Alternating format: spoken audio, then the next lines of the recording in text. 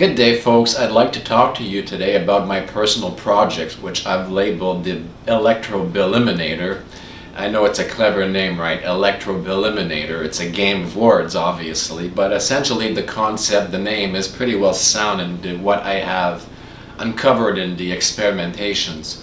So those who have read the little post, they know what's going on, but in case you guys haven't read my public posts yet on the YouTube, I basically want to do this thing on the side, right? I've been doing a lot of, in this field we all know that there's so many domains.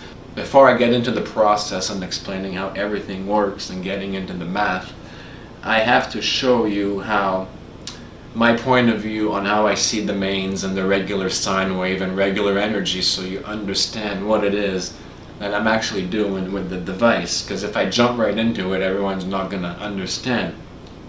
So I sort of have to do like a backwards in time here and show you what it is, what angle I'm coming at.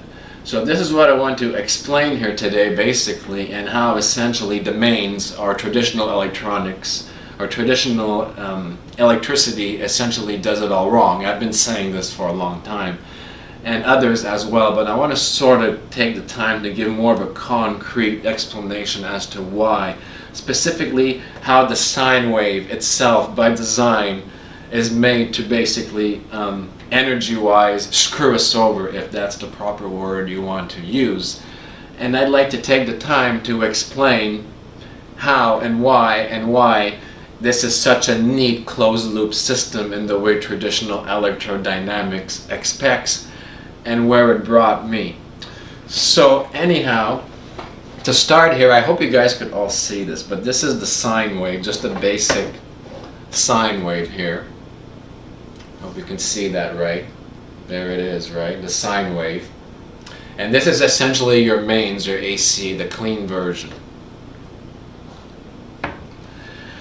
So essentially what you gotta understand in the AC here, especially domains where commercial power comes in here, it will certainly go into a transformer, whether it's at the service utility pole or directly in your electronic device. There's most likely going to be a kind of transformation naturally, because most devices want DC, right? And we've got this AC sine wave. We got to do something with it. Now, what's interesting in core materials, when you start getting into magnetic cores and flux and the saturation and all of that, what's very interesting is to be able to induce an EMF.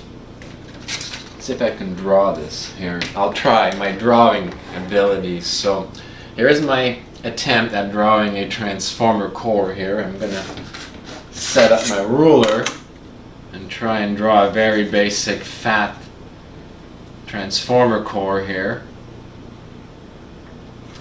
So over here we have our primary windings. Crudely drawing this as the primary. Then over here we have our secondary winding over here. This is our secondary winding. So very traditional setup, right? Primary and secondary. So now what's very interesting here is, in order to have an EMF, a flow here that loops on the secondary side, so you want to have an EMF. But the only thing is, it takes more than just randomly sending energy to your primary, okay? So what matters here is the rate of flux change over time at the core will then induce that EMF. So naturally speaking, when you send it, this beautiful, beautiful, perfect sine wave at the input, you see here that it meets the requirement. There's always a change, but it's always the same amount because it's a perfect sine current flowing at all times. But at the zero crossing here, you get your polarity flip at 60 hertz, back and forth and back and forth. All of this meets the satisfaction requirements for a rate of change in the flux. So the EMF is directly proportional and simulates this very same waveform, not because you're injecting that power, but because of the change, you see?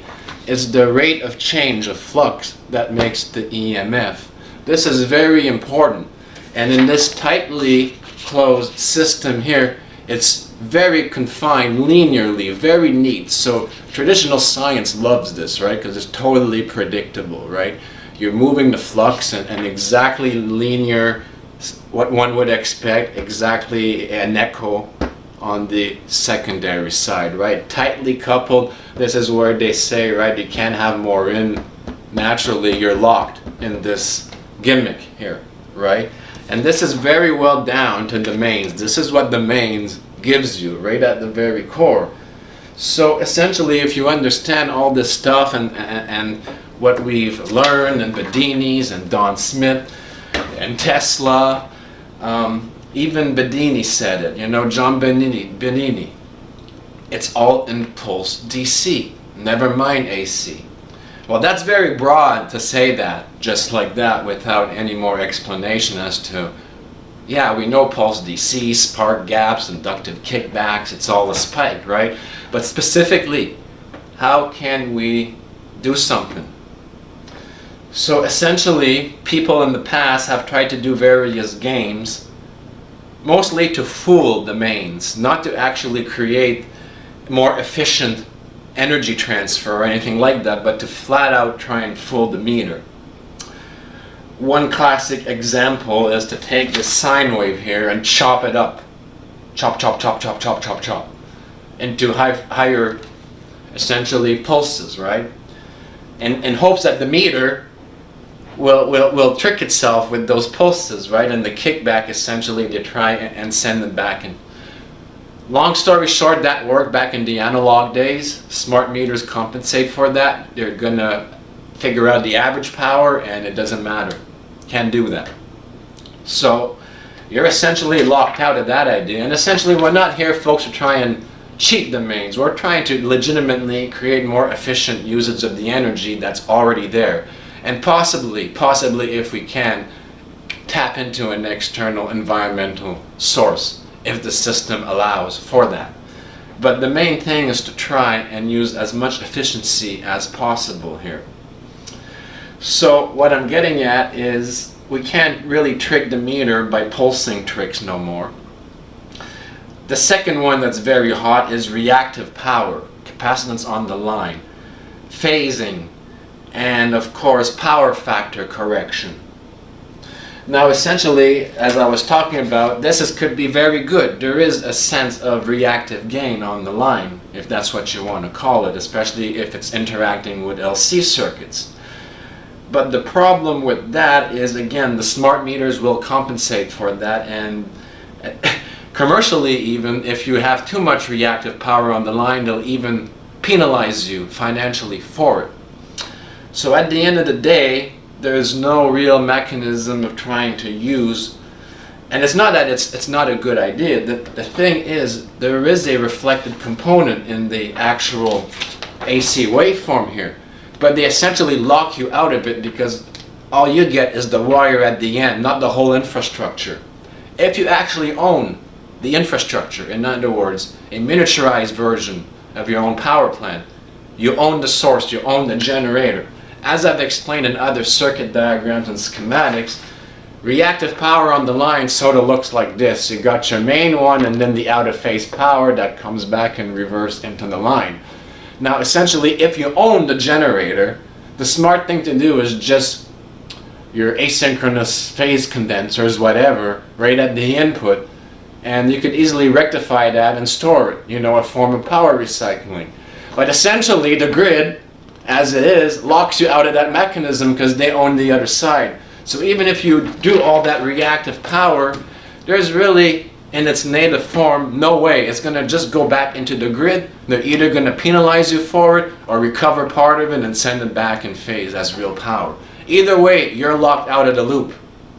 So there's no, whether you're doing power correction, power phasing, trying to pulse it to trick the meter, there's no, and we shouldn't do this, by the way, but I'm just saying, in the past people have tried, you know, when it comes to trying to eliminate the bill or reduce it, these tricks. So my method, flat out, is what I'm getting at, is doesn't use any of those tricks. It's real power efficiency. But you have to understand what I mean on how the grid, the mains, basically locks us into this very tightly closed loop system. And even though there is an equivalent of what in the Bedini system would be inductive kickback, there's no easy way to recover that unless you own the whole infrastructure. As a client, you're locked out of that. So you have to literally play in the normal circumstances by the rules of the game, essentially. But with my experimentation and a lot of research over the years, I found out that there is a way, and it is quite, well, I wouldn't say simple, but obvious once you understand that you can convert this into a way where we can do something a lot more with it. They're essentially ripping us off by sending us this perfectly linear waveform. Because remember when I said all you need here to introduce an EMF is that rate of change at the core flux. So essentially, if I were to pulse DC into this and hold it for 5 seconds and then pulse it again, I'm essentially creating a dead short here. I won't have that clean AC 5 second slow kind of waveform, because the only change at DC is when you turn it on and when it goes off. That then, for that little moment, which is not very efficient, right, may flicker a light, it will do a brief EMF for that change. But that's why AC has that sine wave action going, because it continuously triggers that linear core action where the EMF is always going to follow this curve here because of the way you're driving the transformer. Now the transformer obviously will respond to the DC change as well, but in a normal circumstance that's very inefficient because you're essentially dead shorting it while there's no change, right? So to start how I got into this idea, my idea was to break away, right? So what's the first thing I'm going to have to do? You've probably heard this before, and I'm not sure if it's used in the same application, but I'm going to use the term for me in application to this. So my apologies if you've heard the term before but used in another context. I'm just trying to do it from what I know here. So essentially here's what the mains or any AC gen, this is any AC field will give you, right? Now we don't like this energy because I find that it's very wasteful, because there's always pumping the max amount essentially of current at all times to generate the same fluid flow on your secondary EMF here. So you're continuously driving it, which is what they love, by the way. It's that perfect closed loop continuously, you know, no room for any conservation of energy, 100%, right? And easy to predict. What happens if you break the linearity, right? Aha, as Tom Bearden and others would say. And we no longer, as I said, simply speaking, let's convert this to DC. How do we do that? Well, there's that term again. I'm going to use it, whatever. The first thing that came to my mind is I've got to split the positive. This is probably where it's going to start coming, right? Splitting the positive. How do you split the positive when you've got this going on? I want to split the positive here, and I've got an AC sine wave, plus and minus, plus, minus. What do I do? To me, splitting the positive means right here the mains comes from the wire here at the source, like this. And then you got your live, and then you got your neutral, right? So crude power plug here. You got your live and your neutral. That's your, essentially your closed loop AC, giving you that sine wave, right? So how do I split the positive? When I look at this, I say, okay, essentially a form of, not quite an AV plug, but one diode on the neutral. So I'm going to put D here, and another diode on the live. So this is really messy in the image, but let's try and make sense of this, okay? So you got your output, so I got a diode.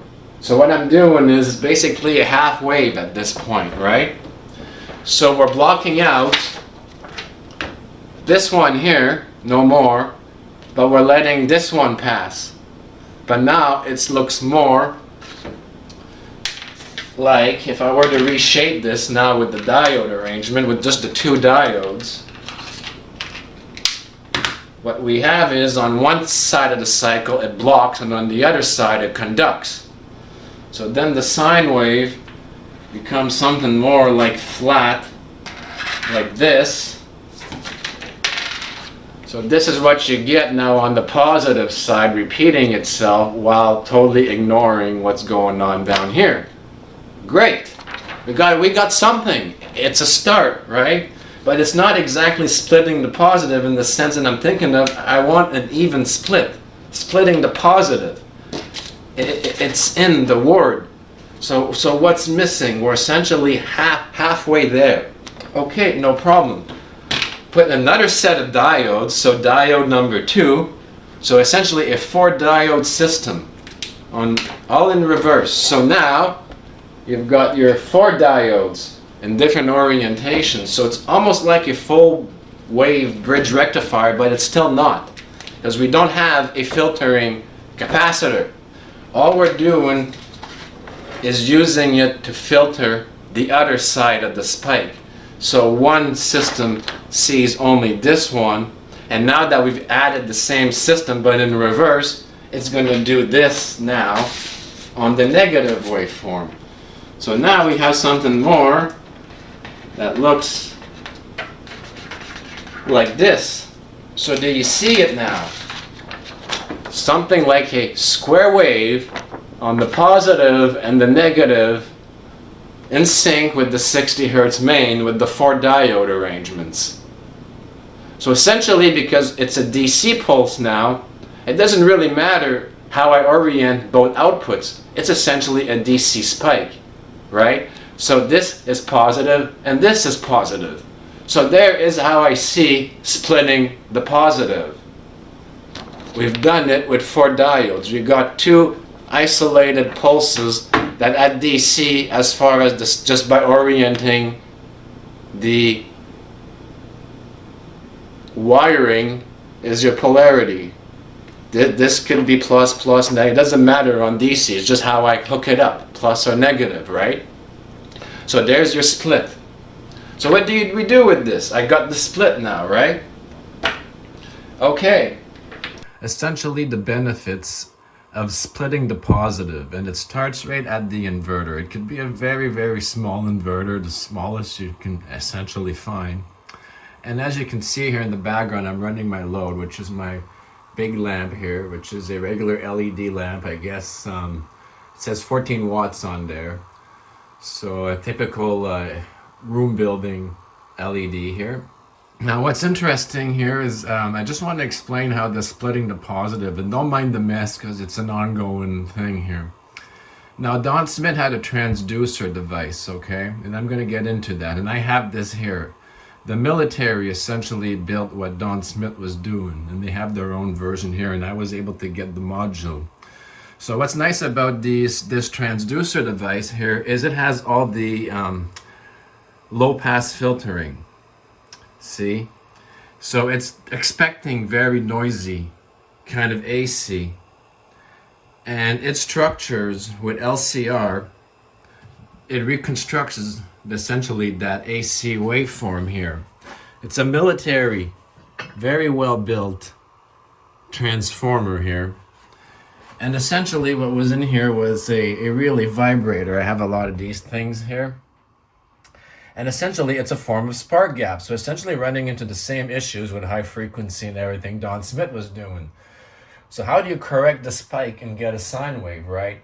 So it's all through this analog correction as Don Smith was doing, but there is actually rare pieces that already have this built. So I got the idea because I actually saw in some of the early Don Smith slides, he had something that looked like this with no explanation, and I had an idea what it was, and I said, you know what, I think this is how he started to experiment, but he never explains what it is, but I saw something like this, so it was a good hunch I have. So here's the inverter AC here, and the output goes to the variac, and I'm only running it at 12. There's a reason for that, because like Don Smith says, it's better to build your own transformer, transducer devices, but since we're using something pre-made, I had to stick within the input parameters. It expects 6 to 12 volts, okay? So that's that with that.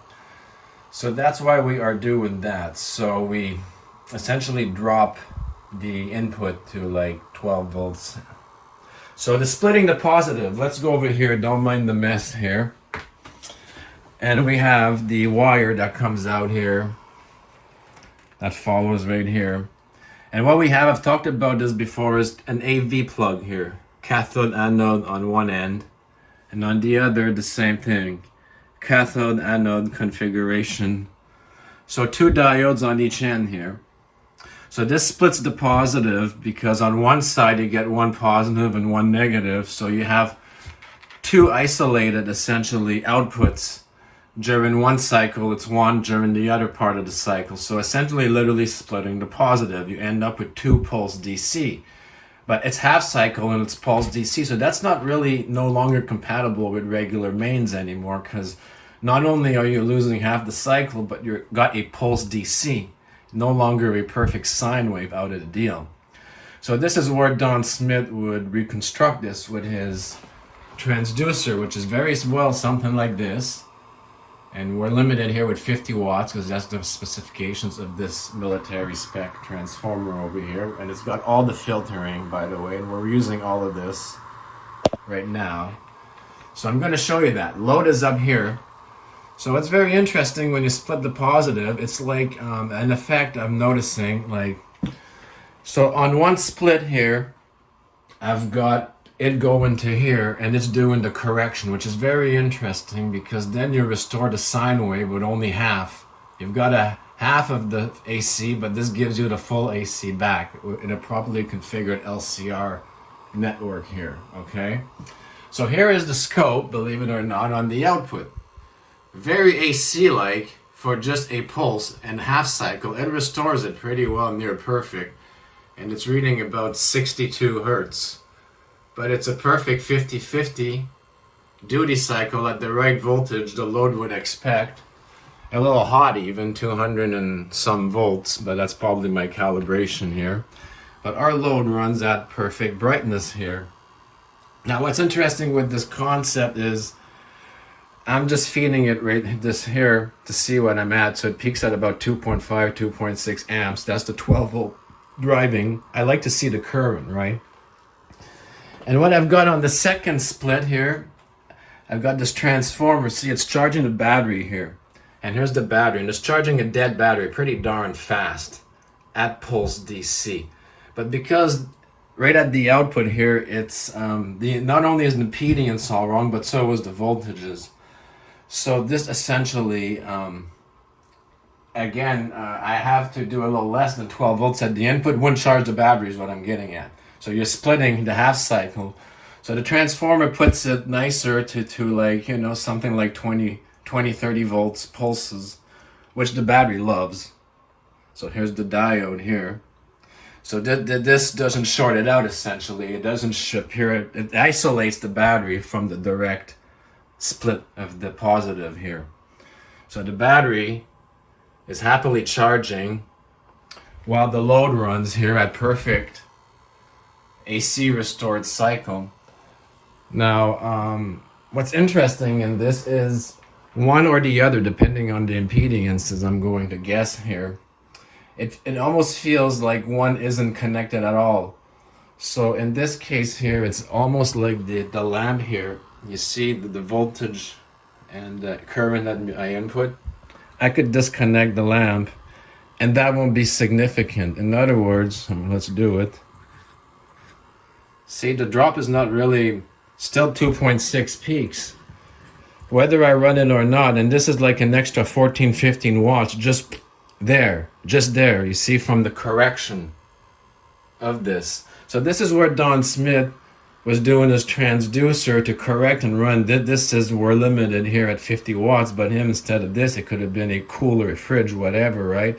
Where it's using a lot less draw at the input because it's correcting, and it's only running on half cycle, but as far as the load is concerned, it's getting exactly what it needs.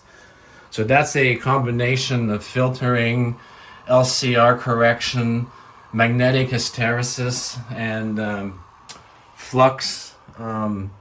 There's memory at the core and all those exploitations to give you back a perfect sine wave. And on the other side, we're charging the battery like Don Smith was doing, right? One completely isolated from the other. Part 2 of splitting the positive, maybe it will be easier to visualize actually hooking up to the mains instead of an inverter. So all this inverter and DC stuff there, I could bypass that. That was just for me to experiment, to simulate a line, because we can use any generator, local, external, any AC source, including the mains. Now, normally I would say, don't try and trick the mains. All the tricks have been tried. You know, the pulsing, the reactive, the capacitance on the line, all of that stuff. But at the end of the day, you either get penalized for it or the smart meter compensates. It's just basically hacks for the meter, not actually more efficient transfer of energy, right? So what I'm proposing here is we're not actually, if anything, if you were to run this setup on the mains, they should welcome it and be happy, because you're actually reducing the strain. You're using essentially half of the energy. So we're not sending it back into the mains or anything like that. So what I'm getting at is I wanted to show you that we can plug in same setup with the mains here, which hooks up to the variac. And this is my transducer box, same setup with all the Don Smith filtering and Resonant. So a little bit more into this box here. I've got the circuit diagram. I didn't show this in the first video, but what's very interesting is I hacked this because, again, of an old Don Smith video. This was based on a vibrator circuit that basically creates an internal spark gap, and you have all of this Don Smith-like circuitry here to take advantage of that. I removed the vibrator and I'm feeding it my own version, dirty or clean, it doesn't matter. The filtering sets it up. But what's more important here is the whole system accepts pulse DC as the input. And through clever filtering, kind of like this here, would be like your Don Smith air cores. That's how he decided to do it at high voltage. But the same mechanisms, capacitors and inducers. And essentially you feed the primary with an LCR, what Don Smith would say his correction, and at the output, more LC kind of stuff. So what happens is, very interestingly enough, this is very Tesla-ish, because instead of depending on the spark gap to transfer the energy right there with the wear and tear and ruining the switch, right? They maximize, and I've said this in other videos, resonance is great, but don't depend on resonance amplification on its own to try and get you there. It's not. But what it's good for is nearly lossless transfer of energy from one end of the system to another. So this is a good example of that. This transformer is not operating in regular transformer mode. Not only is it in push-pull in the input, but they make it so it's an actual resonant magnetic transfer between primary and secondary, so that the energy itself, the current, is being transferred through resonance rather than at the spark over here. So that was the whole idea of all of this, right?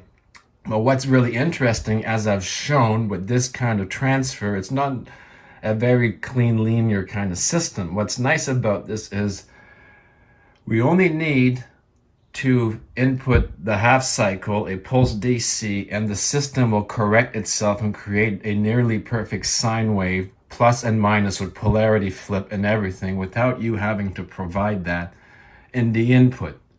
So essentially what one would expect normally is, okay, if I split the positive like I did with the mains or whatever, with the AV plugs on each side of the wire, so you can feed off one cycle or the other, you get a positive spike, depending on where the plus or negative of the AC main. So it's actually self-driven by the analog characteristics of the waveform itself, which diode sends the energy.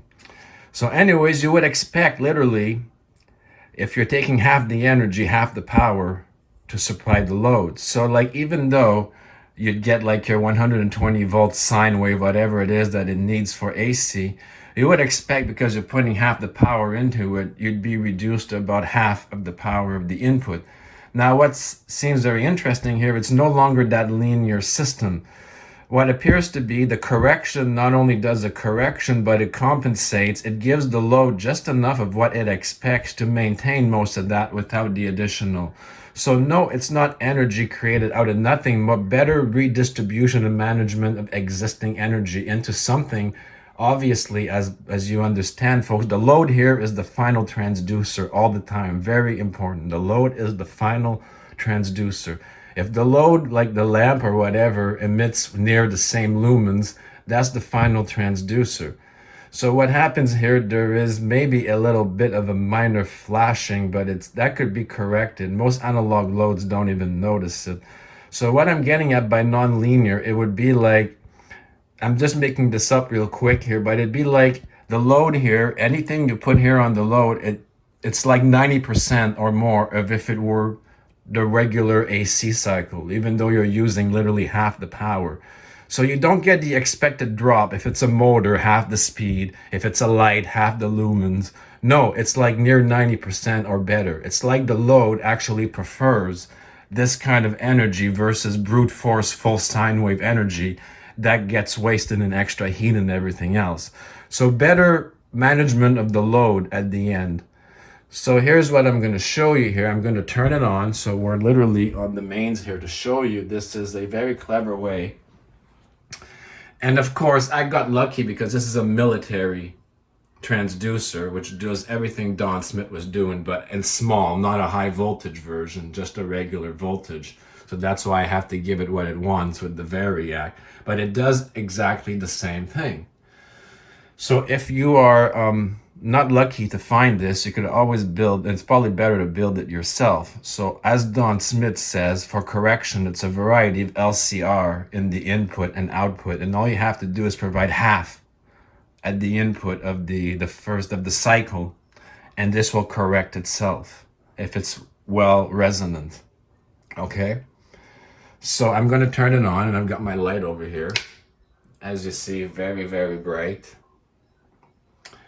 And this is literally, you don't notice it, and here it is here on the scope, nearly a perfect sine wave, and I'm getting the right power and everything. And as far as the load is concerned, it doesn't care that we split it with the diodes here in half. Now either I could run like this at great efficiency, or knowing us, we can take this one step further, and this is where the true potential comes in, right? On the second part of the cycle that I split here, since I'm doing nothing with it, and it's basically low voltage pulsed, perfect DC for a high voltage block module here, which only takes maybe 50 to 100 mA to operate. So it doesn't require much more, and we're wasting the half the cycle anyway, so may as well do something.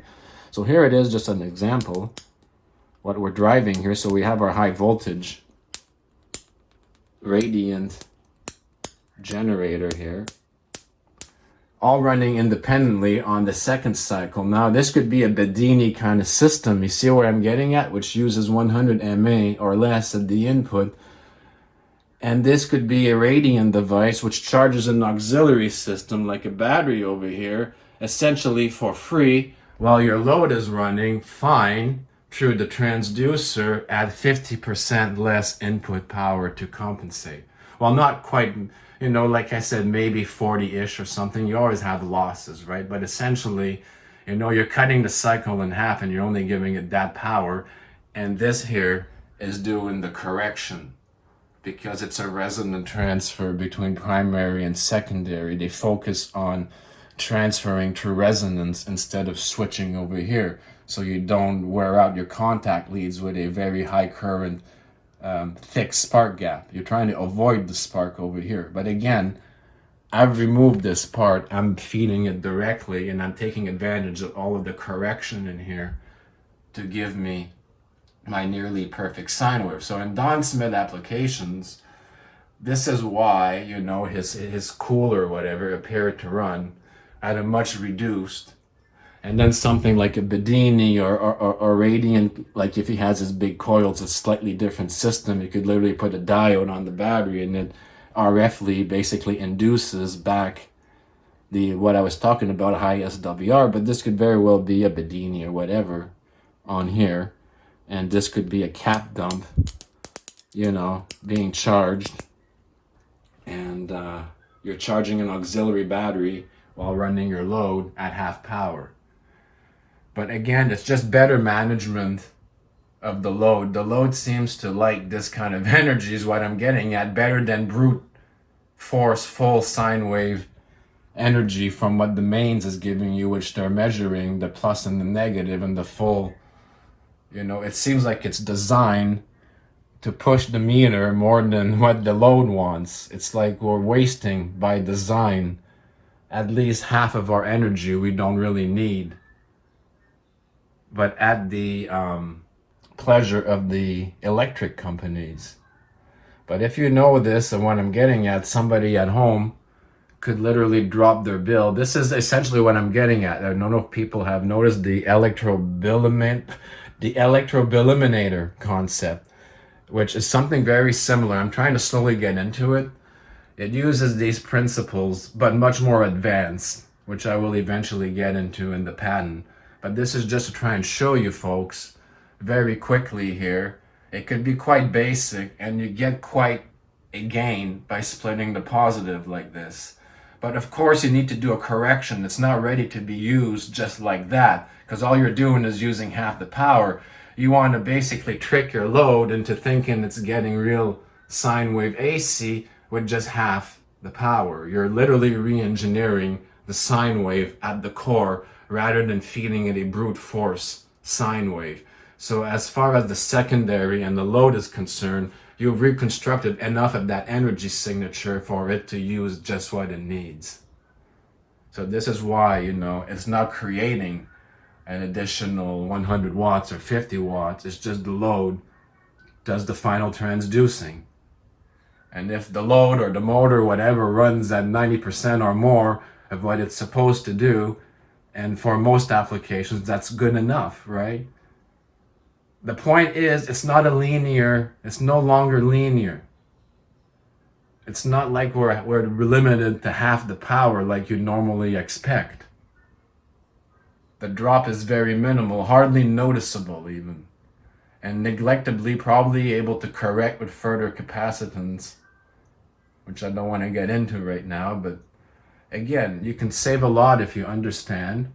You do this, you run your load, and then on the second split is your Bedini system, so you can almost pretty well go off grid. I'm just showing you what you could do for savings, but you can have your own AC generator and charge your batteries, your auxiliary batteries that runs your generator, and have a looping switch like Bedini had that switches your charge and run, and you can run nearly off grid with such a setup, right? So with that said, I hope you enjoy. Just trying to put it into a better perspective for you all. And Don Smith was right, but he just kind of shielded a lot of what he was doing on the underneath. And to me, it was when I saw something like this in one of his slides without any explanation what it was, I kind of naturally had a hunch and started looking for it on eBay. And sure enough, I think that's how Don Smith started. And then, as he said, it's a lot easier when you start building your own transformers from scratch, but you had to start somewhere, right? So, and this is nice because it's already military spec. It's already tuned. Everything is there. It's expecting a dirty half pulse plus wave, essentially. And it alternates it between there and there in push-pull. So, yeah, this does all the correction, but not everyone has all of this ready to go. You have to build it.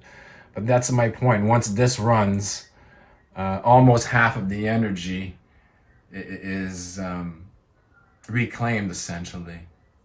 That's a better word for it, reclaimed. So with that said, I hope you enjoy and have yourselves all a great day.